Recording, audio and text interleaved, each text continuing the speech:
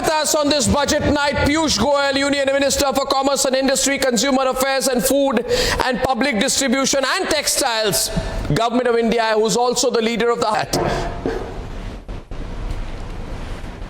Arnab, it's only the trust that we have. ये जनता सब जानती है, जनता बड़ी समझदार है. The people of India are wise. They know what is good for them. They know what the competition has to offer. They want a corruption-free India.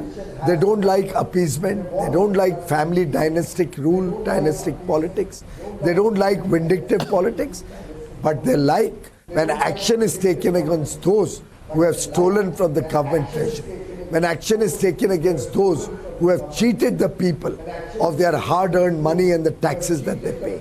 And I think Prime Minister Modi is committed to making India truly a global superpower, free of corruption, free of appeasement, and really ensuring that every single person born in India gets a fair opportunity without discrimination. As Mrs. Sitaraman said, that is true secularism. Right. Well, incredible. Mr. Piyush Goyal, I thank you very much. I wish you best of luck in the elections. And you do know how to make a tweet viral. Workaholic minister in the Modi government, Piyush Goyal, thank you very, very much. Great to have you with us on this budget night once again. Thank you. Anurag ji, you've held several portfolios. The interim budget presented today, जो आज interim budget पेश किया वित्त मंत्री ने, उसके बाद जिस तरह का रिएक्शन देश से आया, the people of this country reacted like a wave, and then there was another opposition rant. विपक्ष के जो सांसद संसद से बाहर निकले, वो कुछ अलग ही बात कर रहे थे. वो ये समझ ही नहीं पा रहे हैं कि जनता क्या चाह रही है. How do you react to this? Let me first say that this may be the interim budget, right? But this is inclusive and innovative. This is a futuristic budget which has laid the foundation of the Viksit Bharat, and it has lived up to the aspirations of each and every Indian. ये budget अंतरिम हो सकता है, लेकिन समावेशी भी है, अभिनव भी है. ये हमारे विकसित भारत की मजबूत नींव रखने वाला बजट है. युवाओं की आकांक्षाओं पर खरा उतर रहा है, और मैं कहूँगा गरीब, युवा, अन्नदाता और नारी शक्ति, ये जो 4 स्तंभ की बात नरेंद्र मोदी जी ने की, इनके लिए बहुत कुछ इसमें दिखता है, जिससे माध्यम से देश को और आगे बढ़ने का अवसर भी मिलेगा, इनका भी कल्याण होगा. अब इसमें देखिए, गरीबों के लिए 4 करोड़ पक्के मकान हमने 10 साल में बनाए. अब अगले 5 साल के लिए 2 करोड़ की घोषणा कर दी, वो भी बना कर देंगे. हमने 1 करोड़ ऐसे मुकदमे चल रहे थे टैक्स पेयर्स के ऊपर, उसको बंद करने की बात कही है, जिससे हजारों करोड़ का उनको लाभ मिलेगा. तो दूसरी ओर 1 रुपए का भी टैक्स नहीं नया लगाया गया है. कांग्रेस के समय 2 लाख रुपए से ज्यादा आमदन हो तो टैक्स लगता था. मोदी सरकार में 7 लाख रुपए तक भी कोई टैक्स नहीं है. दूसरी ओर जो हमारा कैपिटल एक्सपेंडिचर है, वो 11,11,111 करोड़ रुपए का रखा है, जो पिछले साल से 11% ज्यादा है. और इसके माध्यम से भी हजारों किलोमीटर सड़कें बनेगी, रेलवे लाइन बनेगी, अन्य आधारभूत ढांचा बनेगा. इसमें ऐश्वर्या जी 3 रेल कॉरिडोर भी बनेंगे, जिसमें चाहे मिनरल्स को ले जाने की बात हो, फर्टिलाइजर्स को ले जाने की बात हो, या फिर आपके जो एक्सपोर्ट के लिए जो लिंकेज चाहिए वो भी होगी, और पैसेंजर्स के लिए भी इस कॉरिडोर का लाभ मिलेगा. 40,000 बोगीज को वंदे भारत की तर्ज पर आधुनिक और आरामदायक बनाया जाएगा. और हमारे यहां पर अब एक और फायदा होने वाला है कि युवाओं को 1 लाख करोड़ रुपए का रिसर्च एंड इनोवेशन फंड मिलेगा. वो इनोवेशन कर सकेंगे, कॉर्पोरेट से लेके एंटरप्रेन्योर, सब स्टार्टअप्स, इनको इससे लाभ मिलेगा. और भारत को भविष्य के लिए इसकी बहुत आवश्यकता थी. जैसे आज से 8-9 साल पहले मोदी जी ने स्टार्टअप को बल दिया, तो आज भारत दुनिया का 3रा सबसे बड़ा स्टार्टअप इकोसिस्टम बना. मोदी जी ने स्किल को महत्व दिया, तो 1.5 करोड़ युवाओं को स्किल डेवलपमेंट के माध्यम से जोड़ा गया. अब एक के बाद अनेक ऐसी योजना, जैसे दीदी को लखपति दीदी बनाना, सेल्फ हेल्प ग्रुप की 3 करोड़ बहनों को लखपति दीदी बनाएंगे. 1 करोड़ बन गए, 2 करोड़ को और बनाएंगे.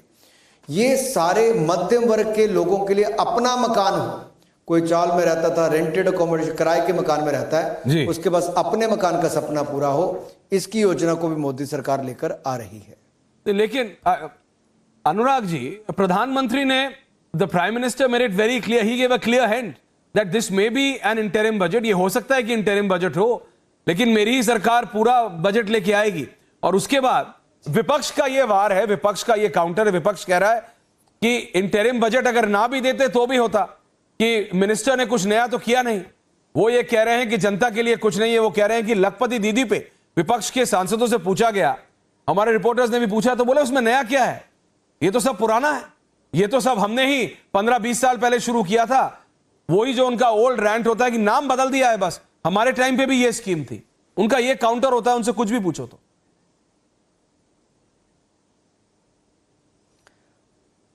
देखिए, जो पार्टी 60 साल सत्ता में रही और महिलाओं को शौचालय नहीं दे पाई, रसोई गैस का सिलेंडर नहीं दे पाई, बैंक का खाता नहीं दे पाई, पक्के मकान नहीं दे पाई, 5 लाख का इलाज मुफ्त में नहीं दे पाई, आज वो ये कहें कि सब उनका ही था, तो देश उनके ऊपर हंस रहा है। इसलिए उनके सहयोगी दल उनको छोड़ के जा रहे हैं। जो अपने सहयोगियों के साथ न्याय नहीं कर पाए, अब उनके सहयोगी छोड़ के जा रहे हैं। मैं ऐश्वर्या जी इस पर इतना कहूँगा, 25 करोड़ गरीबों को गरीबी रेखा से बाहर निकालने का कार्य मोदी सरकार ने किया है और 12 करोड़ शौचालय बनाए, 13 करोड़ घरों को नल से जल दिया, फिर 10 करोड़ बहनों को उज्ज्वला गैस सिलेंडर दिए। अब मैं आपको तुलना करके बताता हूं, व्हाइट पेपर में तो इनका पर्दाफाश होगा ही कांग्रेस का, मैं यहीं पे तुलना करके बताता हूं। हमने 45 करोड़ बैंक खाते खोले, अगर इंदिरा जी और सोनिया जी ने खोले होते तो शायद जरूरत ही ना हमें पड़ती। महिलाओं को शौच करने के लिए 4-4 किलोमीटर नहीं चलना पड़ता, मोदी सरकार ने 12 करोड़ शौचालय बनाए। फिर रसोई गैस का सिलेंडर कुल मिला के 14 करोड़ थे 2014 तक, हमने 27 करोड़ नए सिलेंडर दिए हैं, जिसमें से 10 करोड़ तो उज्ज्वला योजना में ही दिए हैं जो मुफ्त में है। इसी तरह से इलाज भी मुफ्त में, अनाज भी मुफ्त में।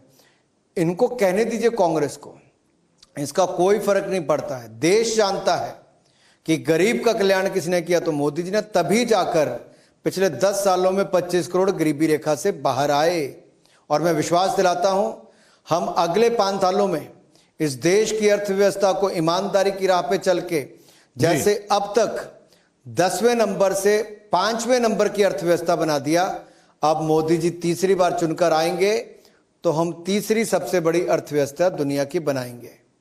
One last question mister minister, Lakshadweep को लेके जो बजट में स्पेशल मेंशन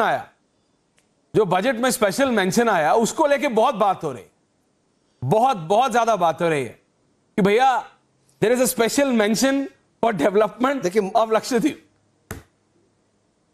जी देखिए, मोदी जी कहीं पे भी जाएं, उनका प्रयास रहता है कि भारत को लोग जाने, देखें।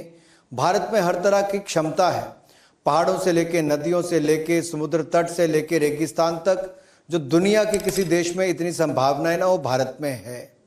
और भारत का हजारों वर्ष पुराना इतिहास है, रिलीजियस टूरिज्म से लेके प्राकृतिक सौंदर्य, सबको हम बल देने का प्रयास कर रहे हैं। अभी मोदी जी चाहे एक दिन के लिए ही लक्षद्वीप गए थे, लेकिन वो कई दिनों तक ट्रेंड करता रहा, पहले से 10वें स्थान तक। ये ताकत है नरेंद्र मोदी जी की लोकप्रियता की, और ताकत है भारत की खूबसूरती की। कोविड के समय से मोदी जी ने भारत को प्रमोट और करना शुरू किया और कहा कि अपने देश को जाने, देश को घूमे, 15 ऐसे स्थानों पे घूमे। अब हमने उनका नेटवर्क भी और स्ट्रॉन्ग किया है।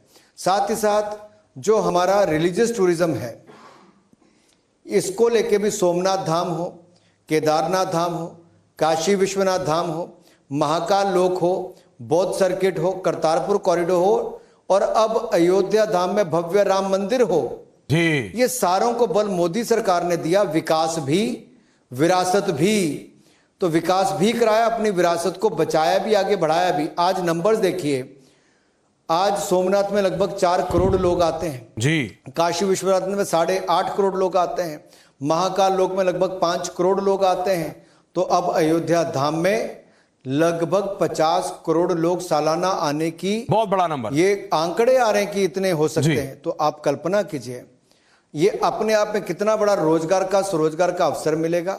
एक और हमारी विरासत बचेगी, दूसरी तरफ विकास के माध्यम से रोजगार स्वरोजगार के अवसर बढ़ेंगे। बिल्कुल, thank you so much for your time. आपके समय के लिए बहुत बहुत धन्यवाद मिनिस्टर, एंड उम्मीद करता हूं बहुत जल्द एक बहुत डिटेल्ड इंटरव्यू करेंगे। बहुत बहुत धन्यवाद, थैंक यू वेरी मच।